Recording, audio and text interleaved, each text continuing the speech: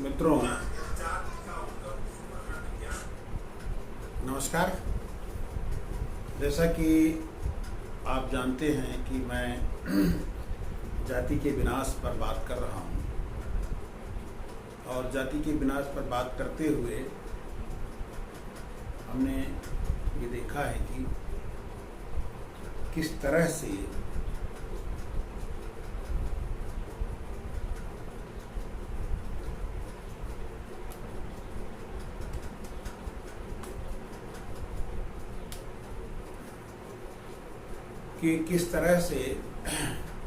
बाबा साहब अम्बेडकर ने जाति के विनाश को जब इस पर अपना लेक्चर देना चाह रहे थे तो उसको कैसे रोका गया और वो लेक्चर ही नहीं दे पाए। तो इसी लेक्चर का जो 5वां बिंदु है उसका मैं यहाँ पर पाठ करने चल रहा हूँ और इसका टाइटल है, जिस नस्लीय शुद्धता का अस्तित्व ही नहीं है, जाति उसे नहीं बनाए रख सकती। तो कुछ लोगों ने जाति व्यवस्था का बचाव करने के इरादे से एक जीव वैज्ञानिक गड्ढा खोद रखा है। कहा जाता है कि जाति का उद्देश्य वंश की विशुद्धि और रक्त की पवित्रता को कायम रखना है।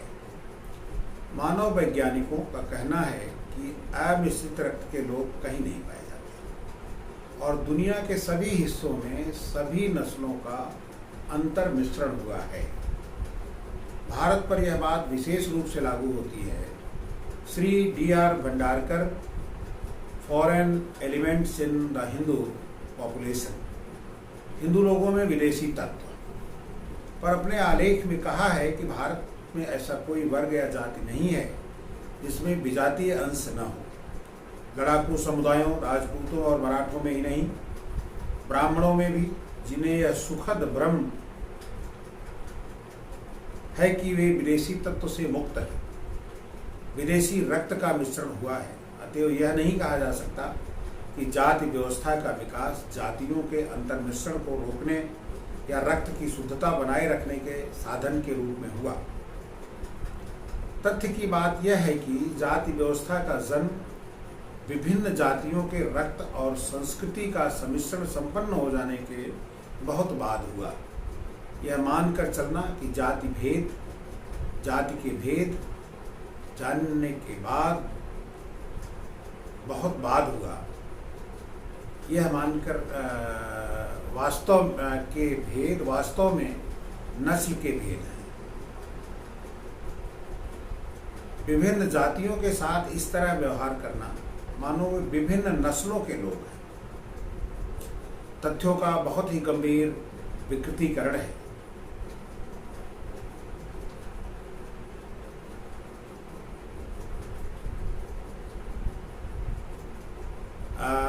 यहाँ पर एक बात और थोड़ी सी संदर्भित है। विभिन्न जातियों के साथ इस तरह का व्यवहार करना मानो वे विभिन्न नस्लों के लोग हैं, तथ्यों का बहुत ही गंभीर विकृतीकरण है। पंजाब के ब्राह्मण और मद्रास के ब्राह्मण के बीच नस्लीय समानता क्या है?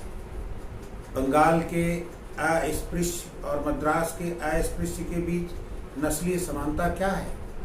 पंजाब के ब्राह्मण और पंजाब के अस्पृश्य के बीच नस्लीय भिन्नता क्या है? मद्रास के ब्राह्मण और मद्रास के परिया, वहाँ के निम्नतम मानी जाने वाली जात के बीच नस्लीय भिन्नता क्या है? नस्ल की दृष्टि से पंजाब का ब्राह्मण और पंजाब का चमार वस्तुतः एक ही नस्ल के हैं और मद्रास के ब्राह्मण और मद्रास के चमार भी एक ही नस्ल के हैं। जाति व्यवस्था नस्लों का विभाजन नहीं करती। जाति व्यवस्था एक ही नस्ल के लोगों के बीच सामाजिक विभाजन है। यह मान भी लें कि यह विभाजन नस्लीय है, तो यदि भारत में विभिन्न जातियों के बीच अंतरजातीय विवाहों के द्वारा नस्ल और रक्त का अंतर मिश्रण होने दिया गया होता तो इससे क्या नुकसान हो सकता था? मनुष्य और पशुओं में इतनी गहरी भिन्नताएं हैं कि विज्ञान की नज़र में मनुष्य और पशु दो अलग अलग प्रजातियां हैं। लेकिन जो वैज्ञानिक नस्लीय शुद्धता में विश्वास करते हैं वे भी यह दावा नहीं करते कि विभिन्न नस्लें मनुष्यों की विभिन्न प्रजातियां हैं। वे एक ही प्रजाति के विविध नमूने हैं, इसलिए वे एक दूसरे से यौन संबंध बना सकते हैं और ऐसा बच्चा पैदा कर सकते हैं जिसमें खुद बच्चा पैदा करने की क्षमता हो और जो अनुर्वर न हो। जाति व्यवस्था के बचाव में वंशानुक्रम और प्रजनन विज्ञान को लेकर तमाम तरह की वाहियात बातें की जाती हैं। यदि जाति व्यवस्था का गठन सुप्रजनन विज्ञान के बुनियादी सिद्धांतों के अनुसार हुआ होता तो शायद ही इस पर किसी को एतराज होता, क्योंकि स्त्री पुरुष के बीच विवेक संगत युग्मता से यदि नस्ल का सुधार होता हो तो शायद ही इस पर किसी को एतराज हो। लेकिन किसी की भी समझ में यह नहीं आ सकता कि जाति व्यवस्था इस विवेक संगत युग्मता का प्रबंध कैसे कर सकती है। जाति व्यवस्था एक नकारात्मक चीज है। यह सिर्फ विभिन्न जातियों के व्यक्तियों को एक दूसरे से विवाह करने पर रोकती है। किसी खास जाति के किन दो व्यक्तियों को परस्पर विवाह करना चाहिए यह चयन करने का जाति कोई सकारात्मक तरीका नहीं है। अगर जाति व्यवस्था का उद्गम सुप्रजनन विज्ञान से होता तब उपजातियों का उद्गम भी सुप्रजनन विज्ञान में होना चाहिए। लेकिन क्या कोई भी आदमी गंभीरता के साथ यह दावा कर सकता है कि उपजातियों के उद्गम की व्याख्या सुप्रजनन विज्ञान से की जा सकती है? मेरे विचार में ऐसे किसी प्रतिपादन के पक्ष में तर्क करना मूर्खतापूर्ण है और इसकी वजह बहुत ही स्पष्ट है। यदि जाति का अर्थ नस्ल है तब उपजातियों का अर्थ नस्ल में फर्क नहीं हो सकता, क्योंकि उपजातियां अपनी परिभाषा से ही एक ही नस्ल का उपविभाजन है। परिणामस्वरूप उपजातियों के बीच रोटी बेटी के रिश्ते की मनाही नस्ल या रक्त की शुद्धता बनाए रखने के लिए नहीं हो सकती। यदि उपजातियों के उद्गम का संबंध प्रजनन विज्ञान से नहीं है तो इस दावे में कोई सार नहीं हो सकता कि जातियों का उद्गम सुप्रजनन विज्ञान से है। पुनः यदि जाति का उद्गम सुप्रजनन विज्ञान में है तो अंतरजातीय विवाह पर प्रतिबंध को समझा जा सकता है, लेकिन जातियों और उपजातियों के बीच अंतर्भोज पर रोक लगाने का उद्देश्य क्या है? एक साथ बैठकर भोजन करने से रक्त अशुद्ध नहीं होता और इसलिए इससे नस्ल में सुधार या ह्रास नहीं हो सकता। इससे सिद्ध होता है कि जाति का कोई वैज्ञानिक उद्गम नहीं है और जो इसे सुप्रजनन विज्ञान पर आधारित सिद्ध करने की कोशिश कर रहे हैं वे एक निहायत अवैज्ञानिक चीज का समर्थन विज्ञान के माध्यम से करने का प्रयास कर रहे हैं। आज भी जब हमें वंशानुगतता के बारे में निश्चित जानकारी न हो जाए, सुप्रजनन विज्ञान एक व्यवहारिक संभावना नहीं बन सकता।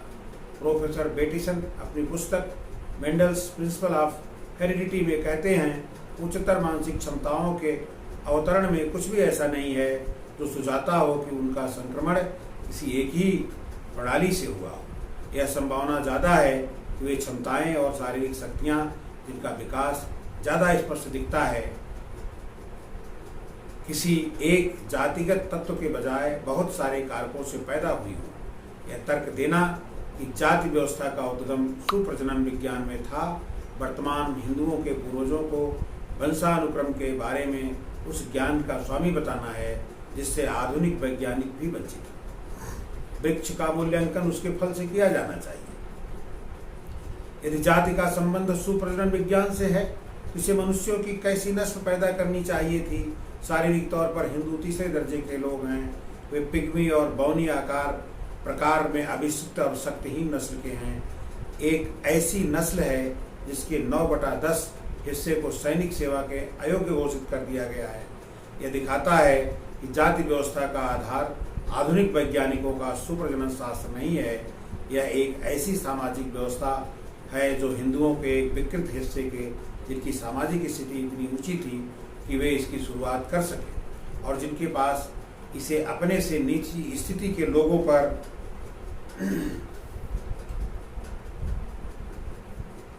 आरोपित करने की शक्ति थी, अहंकार और स्वार्थपरता की अभिव्यक्ति करती है। तो मैंने एक छोटा सा प्रसंग पढ़ा।